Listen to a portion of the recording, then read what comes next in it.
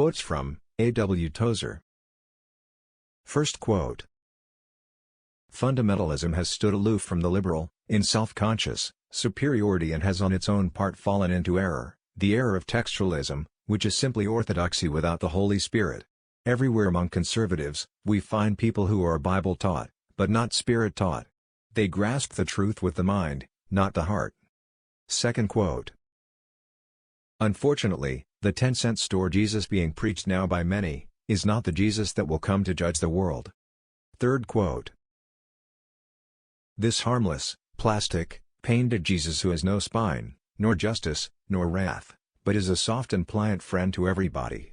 If he is the only Christ, then we might as well close our Bibles, bar our doors, and make a bakery or garage out of our church buildings. Fourth quote. Christians don't tell lies, they just go to church and sing them. It is a fearful thing to fall into the hands of the living God. Hebrews 10:31. For our God is a consuming fire.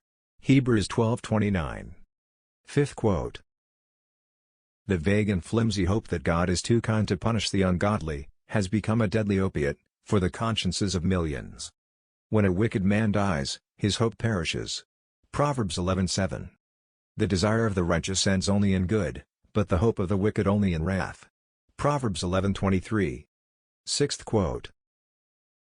What comes into our minds when we think about God is the most important thing about us. Worship is pure or base, as the worshipper entertains high or low thoughts of God. For this reason, the gravest question before the church is always God himself, and the most portentous fact about any man is not what he at a given time may say or do, but what he in his deep heart conceives God to be like. Seventh quote.